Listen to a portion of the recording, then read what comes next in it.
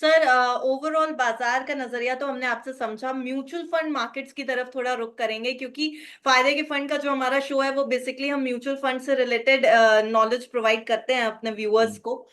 Mutual fund market के terms में भी मैं यही जानना चाहूंगी सर, क्योंकि जब म्यूचुअल फंड्स की बात होती है तो वो एक लॉन्ग टर्म पर्सपेक्टिव दिखाता है, एक लॉन्ग टर्म नजरिया दिखा रहा होता है। तो अगर फंड मार्केट की बात करें लॉन्ग टर्म में, इस समय बाजार के वोलाटिलिटी को लेकर के क्या नजरिया, क्या आउटलुक नजर आ रहा है? ट्रम्प के एक्शंस हो या अलग अलग तरीके के ग्लोबल फैक्टर्स हो जो बाजार को अफेक्ट कर रहे हैं, उनको म्यूचुअल फंड इंडस्ट्री कैसे देख रही है? सो देखिए, म्यूचुअल फंड में अगर आप देखें तो एक तो हो गया इक्विटी मार्केट। और म्यूचुअल फंड के भी कई भाग हैं। एक एक शेयर बाजार से रिलेटेड है विच इज इक्विटी फंड्स, एक डेट मार्केट से related which are debt funds. तो इक्विटी जो है बाय नेचर वॉलेटाइल प्रोडक्ट है। ठीक है, उसमें वॉलेटिलिटी आपको हमेशा मिलेगी और उसमें उन्हीं लोगों को आना चाहिए जो कि उस वॉलेटिलिटी को लॉन्ग टर्म में आप देखें, 50 साल 100 साल की आप हिस्ट्री देखेंगे तो इक्विटी जो शेयर बाजार है वो हमेशा आपको बेटर रिटर्न देता है। और उसका कारण ये भी है कि उसमें वॉलेटिलिटी ज्यादा होती है। और वॉलेटिलिटी ज्यादा होती है तो रिस्क ज्यादा है, इसलिए रिटर्न भी ज्यादा है। हम्म। तो जो भी अगर शेयर बाजार से रिलेटेड अगर आप इन्वेस्टमेंट कर रहे हैं तो मैं आपके दर्शकों को ये बताऊंगा कि भाई वो अज्यूम करके चले कि इसमें वॉलेटिलिटी रहेगी। लेकिन अगर आप, जैसे आपने बताया कि वो लॉन्ग टर्म के हिसाब से अगर सोचते हैं, लॉन्ग टर्म इन्वेस्टिंग के हिसाब से सोचते हैं, तो मुझे मुझे नहीं लगता उनको कि कोई भी चिंता करने की जरूरत नहीं है। हम भी जैसे हम अपना पीएमएस और एआईएफ बेचते हैं लोगों को, हम ये बोलते हैं कि भाई आप 3 साल के हिसाब से देखिए, आप इसको 6 महीने 1 साल के हिसाब से मत देखिए। अगर आपका बहुत शॉर्ट टर्म व्यू है तब मत आइए आप। अगर आपका 3 साल का होल्डिंग पीरियड है तो आप उसमें आइए। तो मुझे लगता है कि देखिए वॉलेटिलिटी रहेगी और आपको कई तरीके हैं वॉलेटिलिटी कम करने के। आपको यू नो आप एसेट एलोकेशन कर सकते हैं वॉलेटिलिटी को कम करने के लिए। डेट डेट प्रोडक्ट्स में, डेट म्यूचुअल फंड में वॉलेटिलिटी कम होती है। तो आप यू कैन अपने पोर्टफोलियो में आप एक पार्ट इक्विटी का रखिए, एक पार्ट आप डेट का रखिए, और दोनों मिला के ओवरऑल वॉलेटिलिटी कम हो जाएगी, आपकी एक फिक्स्ड इनकम हो जाएगी, बिकॉज वो debt is usually fixed income return. तो कई तरीके हैं वॉलेटिलिटी कम करने के, लेकिन अगर आप बाजार में हैं तो आप वॉलेटिलिटी के लिए तैयार रहें। लेकिन आप अगर हिस्ट्री देखेंगे तो हमने बहुत सारी वॉलेटिलिटी वाले पीरियड निकाल चुके हैं। कोविड एक भयंकर वॉलेटिलिटी आई थी, लेकिन उसके बाद देखिए 6 महीने में बाजार वापस ऊपर आ गया था। फाइनेंशियल क्राइसिस हुई, उसके एक डेढ़ दो सालों में बाजार ऊपर आ गया था। तो हम्म। ज्यादातर अगर आप रिस्क लेते हैं तो आपको रिटर्न मिलना चाहिए, ऐसा मेरा मानना है। जी सर, क्वेस्ट इन्वेस्टमेंट एडवाइजर्स जो है म्यूचुअल फंड इंडस्ट्री में जाना माना नाम है। बेसिकली हमारे व्यूअर्स को हम आपके जरिए ये बताना चाहेंगे कि इन्वेस्टमेंट फिलॉसफी क्वेस्ट की है क्या, बाकी फंड हाउसेस से किस तरीके से अलग है, अगर आप इस पे थोड़ी सी रोशनी डाल सकें। बिल्कुल। तो पहली बात तो मैं थोड़ा क्लैरिफिकेशन कर देता हूँ कि Quest investment is not a, we are not a mutual fund. हम लोग म्यूचुअल फंड नहीं है। हम लोग पोर्टफोलियो पीएमएस और एआईएफ रन करते हैं। पीएमएस पोर्टफोलियो मैनेजमेंट स्कीम्स होती हैं, एआईएफ अल्टरनेट इन्वेस्टमेंट फंड होते हैं। हम वो मैनेज करते हैं, तो हम लोग म्यूचुअल फंड नहीं है। हमारी फिलोसफी एक्चुअली हमारे नाम में ही छुपी हुई है। जो जो एक शब्द है क्वेस्ट, जो क्वेस्ट है उसमें उसमें हमारी पूरी फिलोसफी दर्शाई जाती है। सबसे पहले अभी हम लोग आजकल हम लोग क्वेस्ट में इक्विटी मार्केट में ही इन्वेस्ट करते हैं, तो हमारे इक्विटी ओरिएंटेड फंड्स होते हैं। सो हम्म। सबसे पहले जो हम देखते हैं कोई कंपनी का शेयर खरीदने के पहले कि भाई ये quality of the management and the quality of the company कैसी है। So Q stands for quality of the management, quality of the company. हमारा अगर पैरामीटर क्वालिटी में काफी हाई है, अगर वो हमारे पैरामीटर में मैच नहीं करता तो हम उस कंपनी को नहीं देखेंगे। हम्म। दूसरा, you stand for understanding of the business, यानी हमें वो बिजनेस समझ में आना चाहिए। आजकल कई तरीके के बिजनेस हो गए हैं, थोड़े कॉम्प्लिकेटेड बिजनेस भी होते हैं, बिजनेस बहुत अच्छे होंगे, लेकिन अगर हमको समझ में नहीं आएगा तो हम उस कंपनी को हाथ नहीं लगाएंगे। ई स्टैंड्स फॉर अर्निंग पोटेंशियल, तो ये सबसे बड़ा फैक्टर होता है कोई भी कंपनी को में इन्वेस्ट करने के लिए। हमें दिखना चाहिए इस कंपनी का आगे जाके अर्निंग प्रोफाइल क्या है, बिकॉज जैसे मैंने आपको शुरुआत में बताया कि कोई भी कंपनी का स्टॉक का रिटर्न लॉन्ग टर्म में उसके अर्निंग के हिसाब से ही आता है।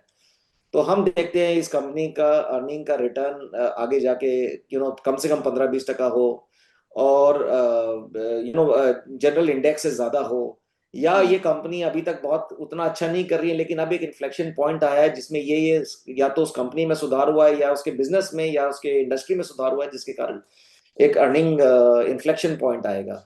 तो वो हम देखते हैं।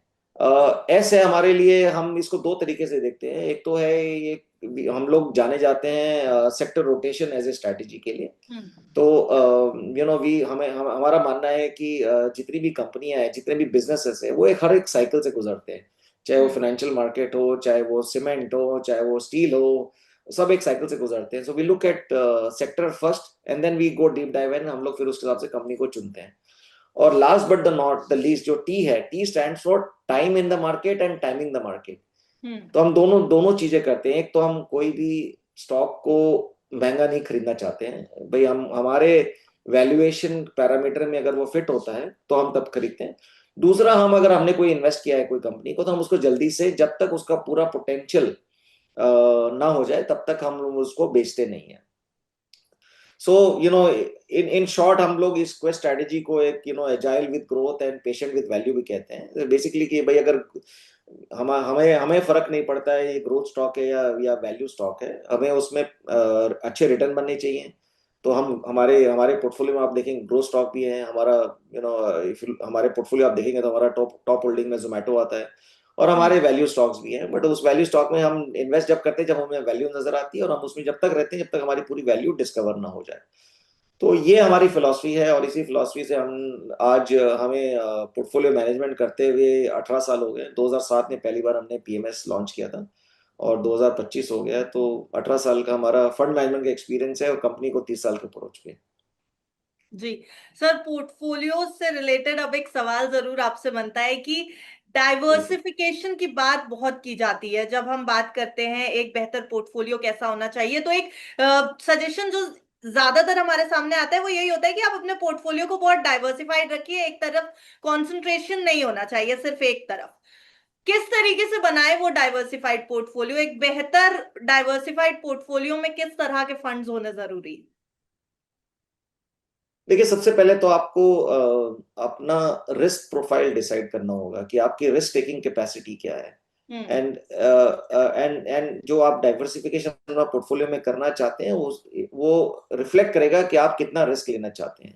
हम्म। अभी डाइवर्सिफिकेशन करने के कई तरीके हैं। एक तो आप डाइवर्सिफाई कर सकते हैं क्रॉस एसेट क्लास। तो आपने एक पोर्टफोलियो बना लिया जिसमें आपने इक्विटी भी है, उसमें डेट भी है, उसमें गोल्ड भी है, सिल्वर भी है, एक एक करके आपने, और चाहिए आपको ऑफशोर फंड भी चाहिए, तो अगर आपको ये मिला के आपने डाइवर्सिफाइड फंड बना लिया। दूसरा, आप स्टाइल का भी डाइवर्सिफिकेशन होता है। मान लो विद इन इक्विटी फंड्स, आप आपको ग्रोथ वाले ज्यादा चाहिए, आपको वैल्यू चाहिए, आपको मिक्स चाहिए, वो एक डाइवर्सिफिकेशन हो गया। और एक और डाइवर्सिफिकेशन का तरीका होता है कि आप ड्यूरेशन का भी डाइवर्सिफिकेशन होता है। वो ज्यादातर डेट फंड में होता है कि आप शॉर्ट टर्म फंड ले रहे हैं, आप लॉन्ग टर्म फंड ले रहे हैं, तो उस हिसाब से आप एक उस हिसाब से डाइवर्सिफिकेशन करते हैं। तो हम्म। आप अगर देखेंगे, ये जो बैलेंस एडवांटेज फंड होते हैं, ये मल्टी एसेट फंड होता है, ये सब there are largely diversified funds है। अभी बैलेंस एडवांटेज फंड में आपका डेट भी है, इक्विटी भी है, और वो मार्केट के हिसाब से थोड़ी इक्विटी पोजीशन को उन लोग चेंज करते रहते हैं। और multi asset fund as it called, उसमें आपके पास इक्विटी, डेट और गोल्ड इन्वेस्टमेंट होता है। तो आई हम्म। थिंक ये आप अगर आप बहुत रिस्क आपको अच्छा लगता है, तो आपका पोर्टफोलियो पूरा इक्विटी भी हो सकता है। और आपको अगर रिस्क कम करना है, तो आप उसमें थोड़े डेट फंड्स डाल दीजिए, और गोल्ड एंड सिल्वर डाल दीजिए। जी सर, अभी फिलहाल मार्केट जितना वॉलेटाइल है उस हिसाब से डेट फंड्स कितने अट्रैक्टिव लग रहे हैं? इक्विटी से ज्यादा बेहतर आपको डेट फंड्स नजर आ रहे हैं क्या इस समय?